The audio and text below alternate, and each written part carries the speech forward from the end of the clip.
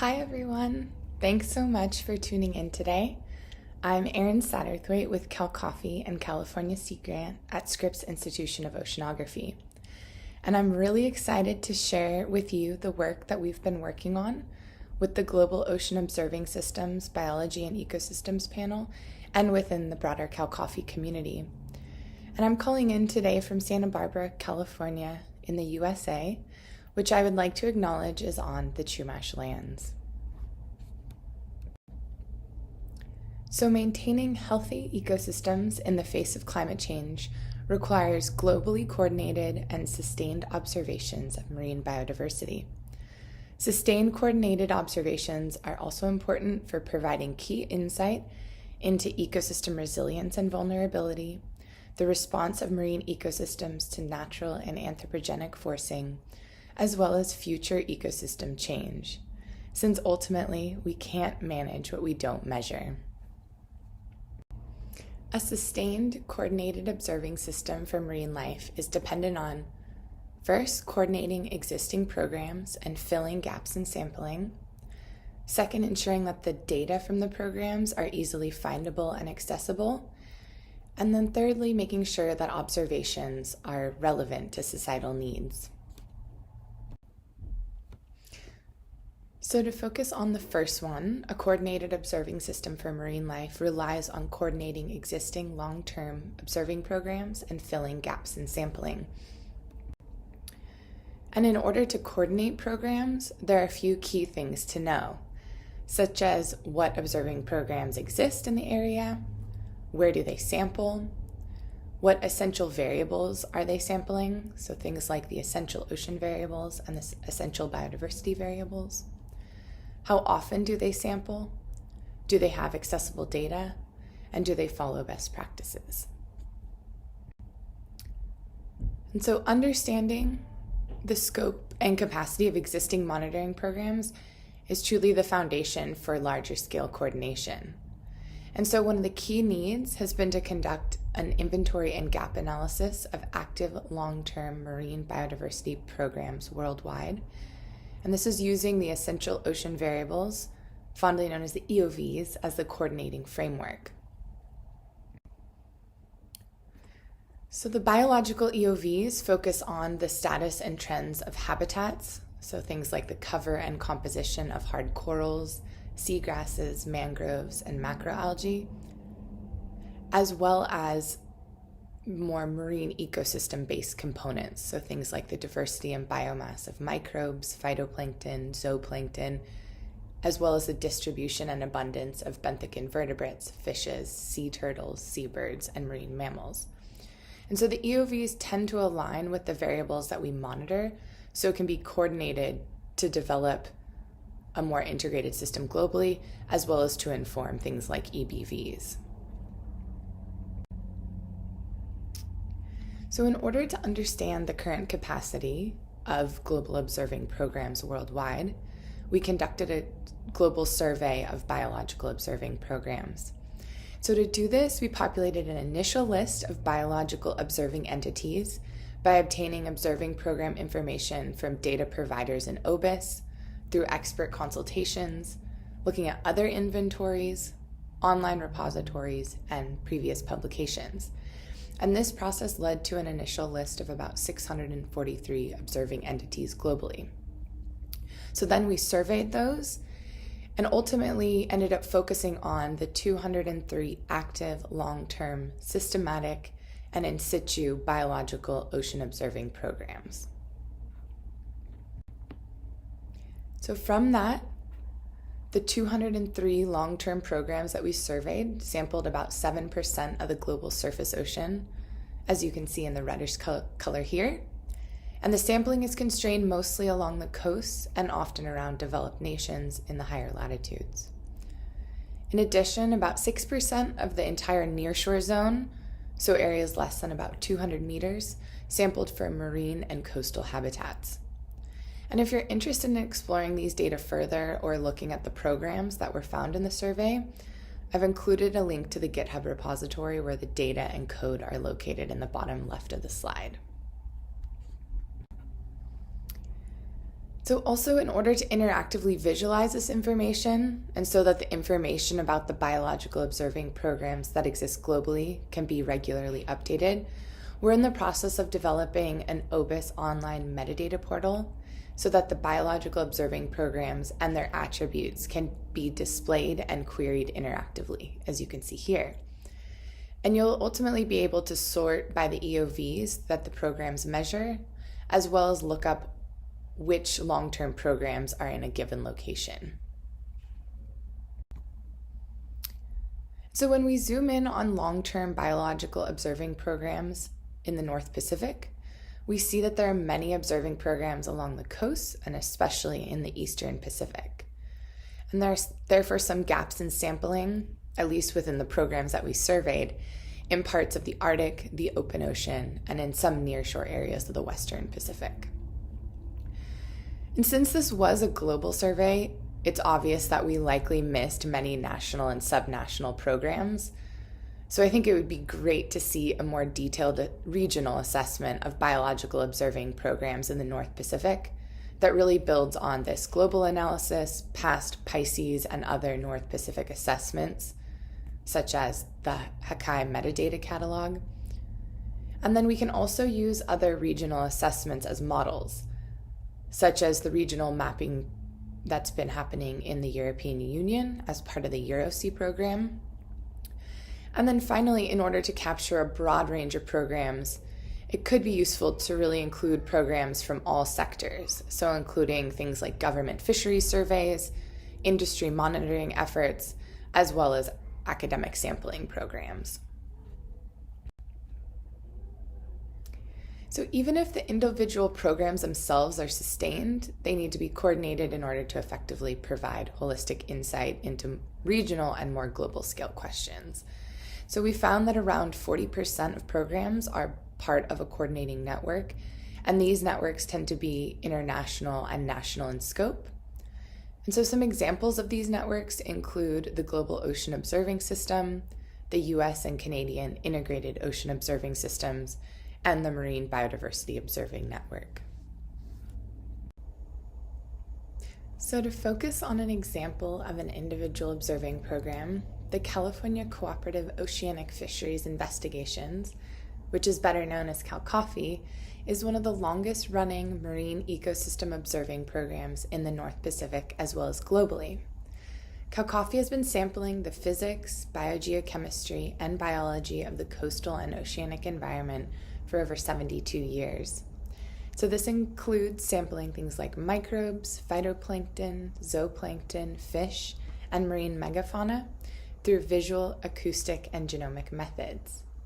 And CalCOFI also supports with the coordination of long-term observing programs in the Eastern Pacific, especially along the west coast of the US.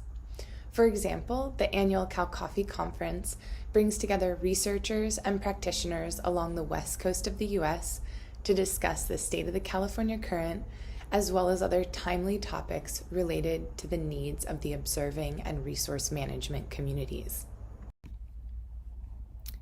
So in addition to coordination, CalCOFI has been working to fill gaps in sampling by developing a CalCOFI citizen science application, which will allow ocean users to upload their marine life observations, such as the type and size of different fish they see while diving or fishing, and this will ultimately go to an online database.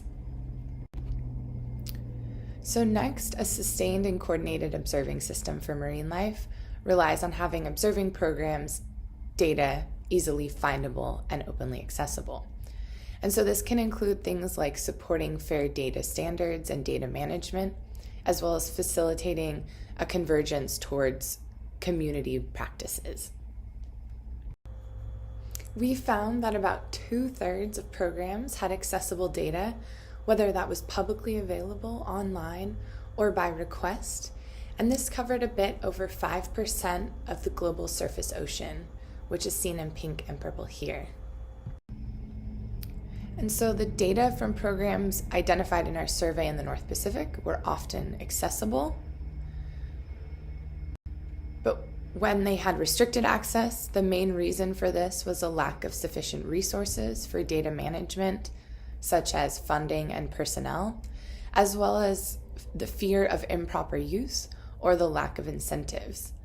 And so this really highlights the need to continue to build trust among the observing community and work towards ensuring that data sharing is supported and ultimately incentivized.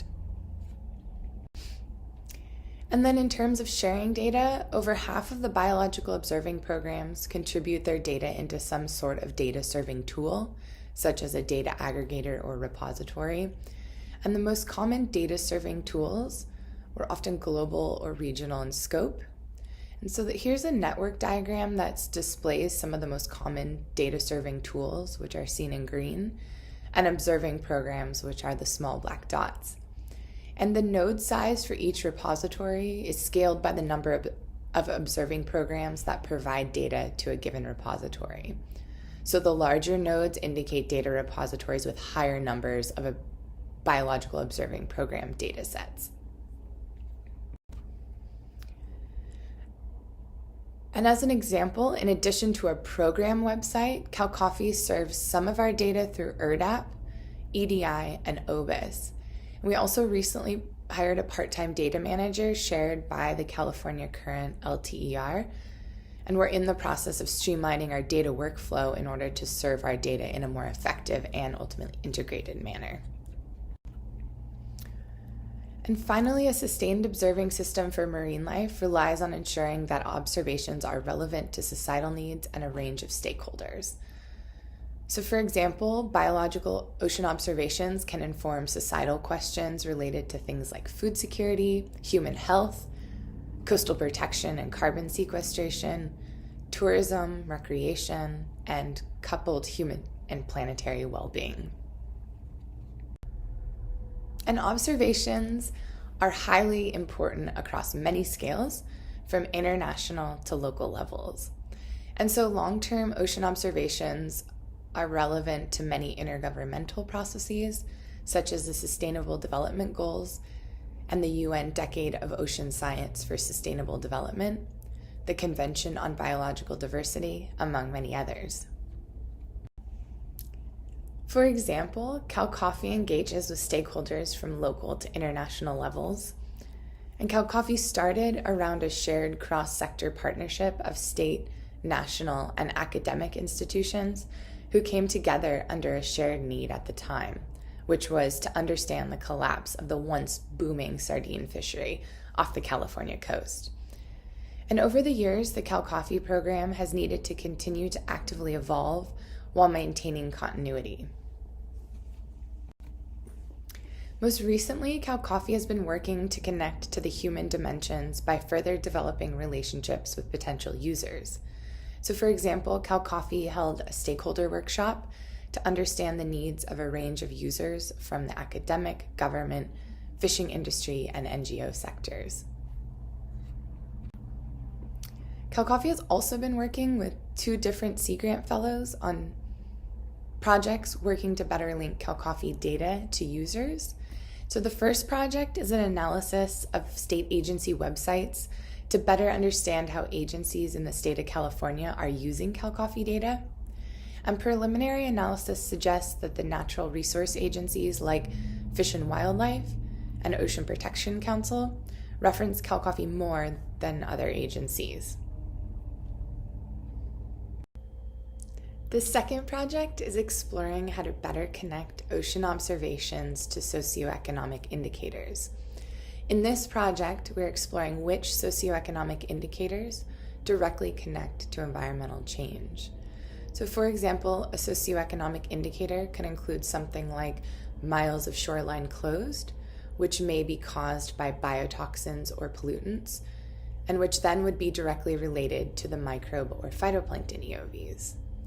This would in turn affect the ecosystem services such as recreation. And so strengthening this connection within a broader socioeconomic context can support our understanding of both how and to what extent potential environmental change may impact our local communities. Finally, the theme of this year's CalCOFI conference is related to socio-ecological indicators to support marine management in a changing climate.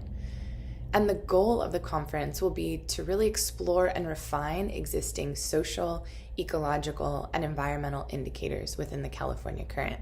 So we hope you can join us. In closing, a systematic North Pacific assessment that builds upon existing efforts could be very beneficial to understand true gaps in sampling and address those within the North Pacific as well as the Equatorial Pacific. Closing gaps in sampling is especially important in high biodiversity, high pressure, low latitude areas such as the tropics. So future work through PICES may continue to consider how to extend observations in the Equatorial Pacific. Also, filling gaps in sampling may require adding biological sensors onto existing platforms, engaging local communities, as well as partnering with other programs and organizations, such as through the Ocean Decade programs. And finally, it could be useful to network programs through existing networks in order to coordinate the existing programs. Next, understanding barriers to data sharing, agreeing on shared data and metadata standards, and developing a consensus on what a sustainable data pipeline in the North Pacific looks like could be useful to ensure that the data are available and able to be integrated to have a more holistic understanding of the North Pacific. And this could involve data managers and data scientists from individual observing programs, as well as the coordinating networks. Finally, to ensure that observations are relevant to societal needs, various users of the data could be identified, engaged in an iterative process, such as through working groups, to understand needs for observing data, as well as the types of data products that are needed.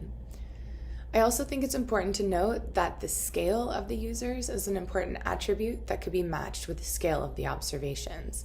For example, this could consist of a pilot study that works with regional users of observing data in the North Pacific to identify key needs and priority variables, assesses which large-scale biological observing programs are collecting those data, and brings all parties together to connect the data to the data products and ultimately to the users. So with that, I'd really like to thank you for taking your time to tune in today. And please feel free to contact me if you'd like to follow up in any way. Thank you very much.